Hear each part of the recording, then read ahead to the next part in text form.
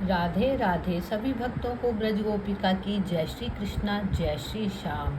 ओम श्री विष्णु देवाय नमः। आज हम आषाढ़ मास के कृष्ण पक्ष की योगिनी एकादशी की कथा का श्रवण करेंगे। युधिष्ठिर जी ने पूछा, वासुदेव, आषाढ़ के कृष्ण पक्ष में जो एकादशी होती है उसका क्या नाम है? कृपा करके उसका वर्णन कीजिए।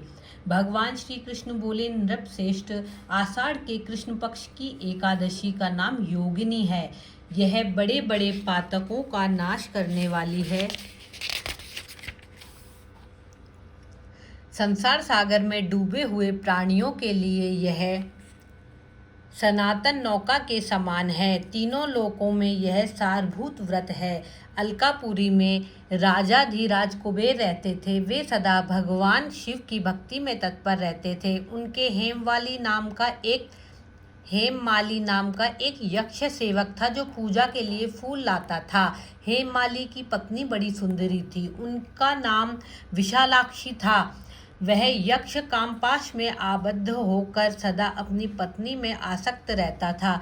एक दिन की बात है, हेममाली मानसरोवर से फूल लाकर अपने घर पर ही ठहर गया और पत्नी के प्रेम का रसास्वादन करने लगा। अतः कुबेर के भवन न जा सका।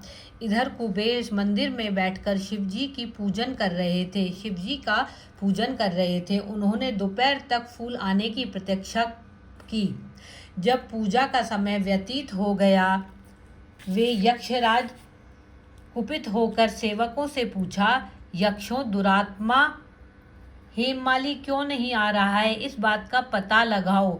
यक्षों ने कहा, राजन, वह तो अपनी पत्नी की कामना में आसक्त होकर अपनी इच्छा के अनुसार घर में ही रमण कर रहा है। उसकी यह बात सुनकर कुबेर को क्रोध से भर गए और तुरंत ही हेममाली को बुलवाया। देर हुई जानकर हेममाली के नेत्र भय से व्याकुल हो उठे थे। वह आकर कुबेर के सामने खड़ा हुआ। देखकर कुबेर की आंखें क्रोध से लाल हो गई।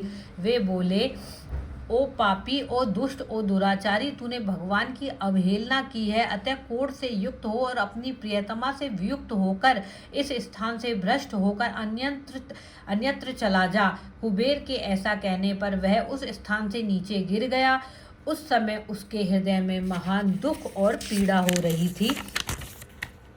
कोड़ों से सारा शरीर पीड़ित हो रहा था, परंतु शिवजी पूजा के प्रभाव से उसकी स्मरण शक्ति लुप्त नहीं हुई। पातक से दवा होने पर भी वह अपने पूर्व कर्म को याद करता रहता था। तदंतर इधर उधर घूमता हुआ वह पर्वतों में श्रेष्ठ मेरुगिरी के शिखर पर गया। वहां उसने तपस्या के पुंज मुनिवर मार्कंडेय जी के दर्शन किए। उनके दर्शन उन्हें वहां पर हुए। पाप कर्मा यक्ष ने दूर से ही मुनि के चरणों को प्रणाम किया। मुनिवर मार्कंडेय ने उसे भय से कांपते हुए देखा। परोपकार की इच्छा से निकट बुलाकर कहा, तूने कोढ़ के रोग ने तुझे कैसे दबा लिया? तू क्यों इतना अधिक निंदनीय जान पड़ता है? यक्ष बोले, मुने, मैं कुबेर का अनुचर हूँ। मेरा नाम हेममाली है। मैं प्रतिदिन मानसरोवर से फूल ले आकर शिव पूजा के समान कुबेर को दिया करता था। एक दिन पत्नी सहवास के सुख में फंस जाने के कारण मुझे समय का ज्ञान न हुआ।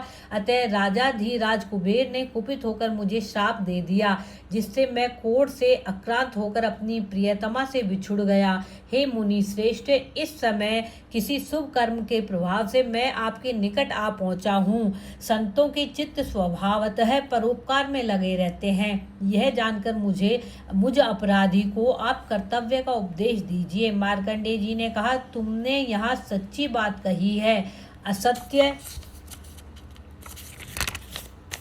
असत्य भाषण नहीं किया है, इसलिए मैं तुम्हें कल्याणप्रद व्रत का उपदेश करता हूँ। तुम आषाढ़ के कृष्ण पक्ष में योगिनी एकादशी का व्रत करो। इस व्रत के पुण्य से तुम्हारी कोढ़ निश्चय दूर हो जाएगी। भगवान श्री कृष्ण कहते हैं, ऋषि के ये वचन सुनकर हेममाली दंड की भांति मुनि के चरणों में पड़ गया। मुनि ने उसे उठाया और उनको बड़ा हर्ष हुआ। मार्कंडेय जी के उपदेश से उसने योगिनी एकादशी का व्रत किया, जिससे उसके शरीर की कोढ़ दूर हो गई। मुनि के कथानुसार उस उत्तम व्रत का अनुसंधान करने पर पर वह पूर्ण सुखी हो गया। नृपश्रेष्ठ, यह योगिनी का व्रत ऐसा ही बताया गया है जो 88,000 ब्राह्मणों को भोजन कराता है, उसके समान ही इस फल को मनुष्य को इस व्रत करने से मिलता है जो योगिनी एकादशी का व्रत करता है।